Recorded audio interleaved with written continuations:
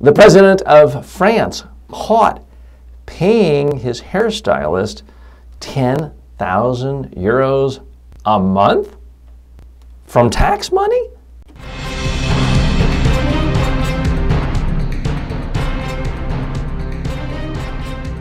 Speaking, the show about effective speaking in public, to the media, at work, and in life. Speaking with TJ Walker. Folks, let me say right up front, I am not an expert on French politics, French media culture. I have conducted media trainings in Paris, and I've been to Paris and France many times, but I'm by no means an expert. But this story just jumped out to me as a classic case of a real crisis for a politician and in need of some careful choreography if the politician is to escape political death. Now, it's Francois Holland. He's the president of France, and it turns out he has been paying a hairstylist 10,000 euro, a little more than $10,000 US dollars a month to keep his hair groomed. Now, if he was paying his sommelier $10,000 a month to keep him stocked with fine wines, I suspect the people of France wouldn't have a problem with that. Wine is very much a part of their culture. They respect wine. They have a huge amount of respect for and love for wine. Something like that might destroy a politician's career in the United States or other countries. I don't think spending that much on wine in a place like France would hurt, but on his hair.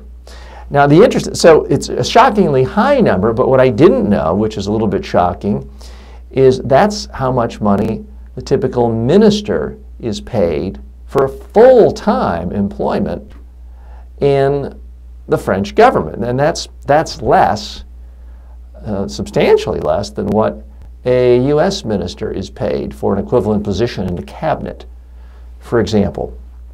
So the story of tax, and by the way, he's a socialist.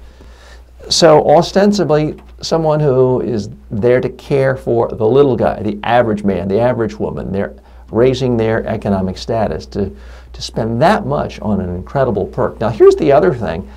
The guy's hair isn't much better than mine. Now, a lot of you are listening on iTunes. You have no idea what I look like. You don't care. Those of you watching on YouTube or Facebook video, as you can see, not a lot to be impressed with on top of my head. But I certainly don't spend $10,000 a month on my hair. I essentially spend zero. But you didn't come here to listen to my hair care tips. The scandal, though, the issue is not just spending $10,000 a month, but billing it to taxpayers. Famously, Bill Clinton got into a lot of trouble when he was president because he allegedly had the celebrity hairstylist Christoph give him a haircut that cost $300. Well, $300 sounds like a tip for the president of France's hairstylist. $300 sounds like almost an insult. He wouldn't bend down on the ground to pick it up. So standards can change, times can change, and what is considered a scandal in any one culture can change. But I have a hard time imagining how this president is going to get over this, because people can relate to that. Everybody, with few exceptions, has to cut their hair. Certainly at some point in their life, they had to cut their hair. And one of the big rules with politics, media, communication is that smaller numbers, smaller things that people can visualize are much more powerful than large things. If, for example, the president of France or any country had been caught giving $1 billion of a subsidy to an oil company or an oil industry, that's such a large number. Chances are that wouldn't hurt politically. People can't visualize billions of dollars. It's abstract.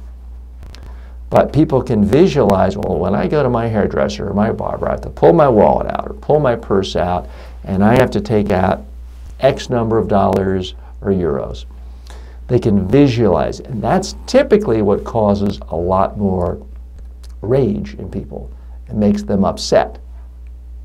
So how does he get out of this jam if it does in fact escalate?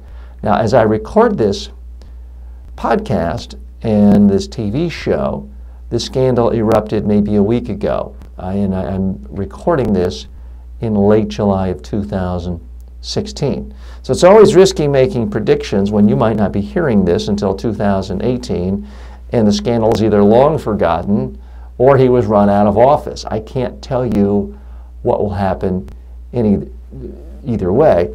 But what I can suggest are some basic tips. If the crisis does escalate, I think the president needs to apologize, have a press conference, formally apologize, reimburse the taxpayers out of his own pocket, publicly state that he made a lapse of judgment, and tell people he's going to redouble his efforts to scrutinize every expenditure of public funds, and that he realizes he's wrong and asks people to forgive him. And then, there's the thing politicians especially don't like to do, take every single question from the reporters, the most hostile media outlet, the nastiest media outlets, the ones from the opposing political parties, hold a press conference and answer every single question, even if it takes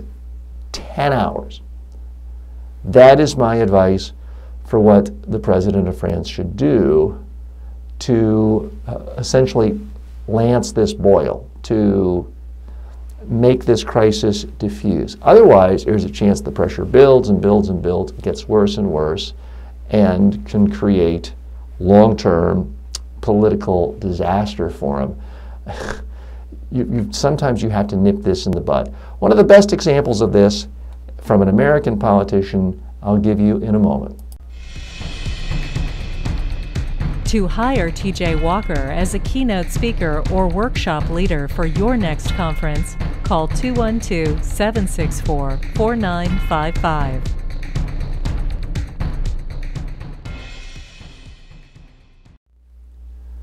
A couple of decades ago, Senator John McCain of Arizona was caught in a scandal known as the Keating Five, where members of Congress, John McCain being one of them, met with Charles Keating, gave him all sorts of special breaks and help, influence with his savings and loan, and the bottom line is it cost taxpayers billions of dollars.